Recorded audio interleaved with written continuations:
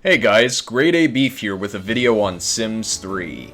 Today we will be ranking the pets in-game and their impact on strategic gameplay. Now, before I talk about this tier list, I should probably clear the air. This is not to be used as a propaganda piece for discriminating against people based on their lifestyle or choice in pets, because this is just about which pets can help your Sims more in the process of gameplay. You are free to use whatever pet you wish, because there aren't any outright bad pets. In this list, I will weigh the overall utility of each major pet or minor pet that has become interesting enough to actually place on the list. Before we begin, cats and dogs both heavily benefit from sleeping on human beds, but don't benefit at all from being on a pet bed. Even the cheapest bed in the game, because cats and dogs have built-in pillows all over their body, and that the bed smells like their owner, they will always get a plus 30 comfy moodlet from being on human beds. Park their rears on beds right near a fireplace whenever there's downtime. Why did I put a minor pet above a major pet in terms of utility, you may ask? Well, dogs can be extremely handy for early game gem hunting for future Spire Cut Soul Piece farmers and can help immensely with social and fun needs, while offering their own utility by bringing home treasure. They are excellent at performing their abilities and are the dedicated pet for handling burglars.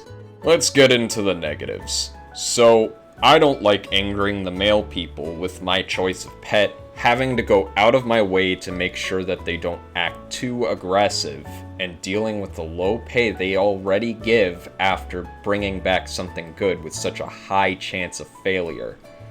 Dogs also get the lowest amount of lifetime happiness points on average compared to other pets, except for the large bird. And often more than not, you're relying on your cat to get the lifetime happiness rewards, not the dog. Dogs are sadly the most annoying pet to maintain, even though that they are the second hardest to take care of right behind horses. They also live the shortest lives of all major pets.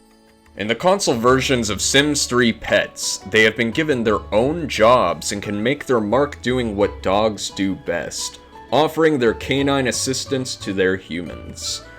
In PC Sims 3, dogs got nerfed super heavily before they could even get good, and cats ended up becoming absolutely amazing in comparison. This is coming from a dog person too, so it does hurt to rank them so lowly. Not a major pet, I know, but think about this. Minor pets can be brought with you pretty much anywhere, equipped at any time, and provide a great fun boost when in use. A minor pet is a really robust inventory item, essentially. Sure, there's always the threat of a bite, but as they provide the animal familiar moodlet to witches just like cats, that's why they are ranked highly. Okay, that's cool and all, you may say, but why large birds specifically? Large birds are notably the only minor pet that is completely incapable of leaving the inventory on its own. The only times it can leave you is if you enter a subworld with it in your inventory rather than the family inventory. It's a lame reason, but it's a reason nonetheless. Oh, also, minor pets live forever if you keep them in your inventory, not even requiring food. Large birds are actually pretty great pets. Cats are ideally the most useful pet for mid-game, and even are excellent in the entire legacy. Cats live longer than dogs, but not longer than horses. Cats can help pay rent very easily by collecting using their hunting skill, by collecting a lot of useless prey at first, sure, but they can fish faster than any human ever could. Cats are so good at fishing, they can pull fish right out of the water that can't even live in said water, are only found in subworlds, or aren't even found in your hub worlds. They notably can get a perfect death fish easily by random chance anywhere there's fishable water, while humans have to use expensive bait just for a chance at an outstanding death fish from a pond that can spawn death fish. After a certain amount of grinding, you will consistently pull plasma bugs from the ground using the cat. In tandem with consignment, cats are one of the strongest breadwinners in the entire game. Horses are slow and have to win competitions and require a human to do it, whereas cats need very little to start with and require no human intervention. Cats notably get the most moodlets out of every pet and earn lifetime happiness points the fastest on average, with horses being very close competition. Cats are worth owning, no matter the occasion. The only negative I will put about cats is that they are so obviously voiced by a lady doing a cat voice and directed by a director that has had a bad experience with loud cats, all to make us suffer from hearing every single cat sim being annoyingly noisy. This was bad enough to make me heavily overlook cats, but here we are.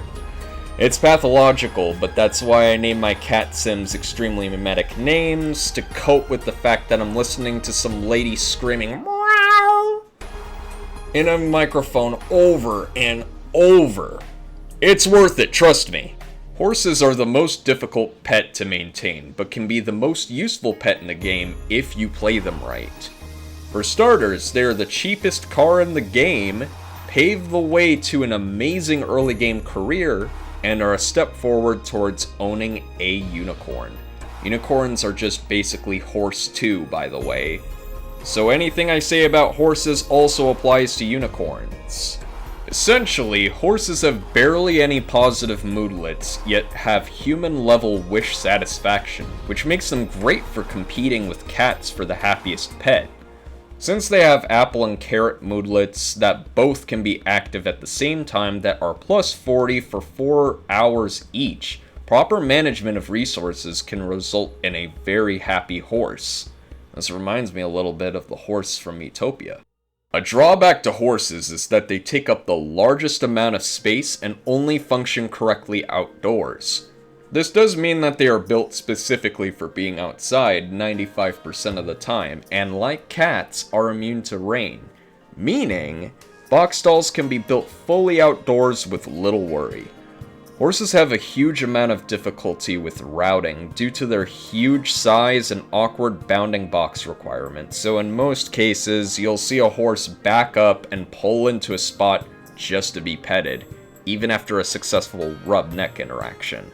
Clean hooves and salt licks have nerfs put onto them for some odd reason, so you can't refresh their positive moodlets, and it takes a proper moodlet management to make sure that they always have this plus 30 mood. It's obnoxious, and I might as well get that out of the way for people interested in owning horses. Back to the positives, horses are the most profitable pet to breed and sell litters of, building an entire mechanic around it. Horses have a challenge reward that affects not only them, but their own litter, boosting the amount of money that can be made off of them, or the foals that they had a hand, or rather hoof, in creating. Because of this fact, I heavily recommend breeding horses as a job in the early game, all to sell this gendered horse in exchange for getting the unicorn of the same gender added to your households. Unicorn foals, as well as adults, cannot be sold, however, which is the only negative unicorns even have in comparison to horses. Beyond that, they're only available as a gift for playing the mid-game well. Another thing to note is that the untrained trait is given to all foals at birth, and they require usage to remove this trait that cuts their profitability by half. As a result, foals are better to pawn off, but dedicated racehorses are still great to sell, especially if you have Mustang Master lifetime reward on your horse person. Mustang Master allows you to choose wild horse traits when you adopt them. With that train of thought, let's talk about unicorns. Unicorns are almost like adding another human to a household that they're so good of a pet, which is why they have their own tier. Unicorns are notably a legal combination between fairy and witch in its loosest definition. While they are a magic user, they have a heavily nerfed magic meter compared to human life states with said magic meters, boasting only a measly 60 MP, which they restore at a rate of 10 MP per hour. With the spells they can use Bless Fauna twice per magic meter, which increases the rate at which Sims can learn skills, alongside it being a plus 40 moodlet that lasts 8 hours. A trick to using Bless Fauna is to wait 6 in-game minutes before using it on another Sim, so you don't short out the unicorn's magic meter. Cure Fauna costs no MP, and as long as the unicorn can reach a Sim, they can remove fleas or curses from them easily. Bless Flora is essentially a cut and paste of the fairy's bloom skill, and it makes unicorns great pseudo-gardeners as they cannot harvest any produce on their own. Unless the unicorn has the neat trait, just be warned that a unicorn will still eat your crops even after blessing them if they are left on the AI. However, it still costs a third of the magic meter, so wait 6 minutes just like with Bless Fauna to get the ability to put a freshly planted plant at mature.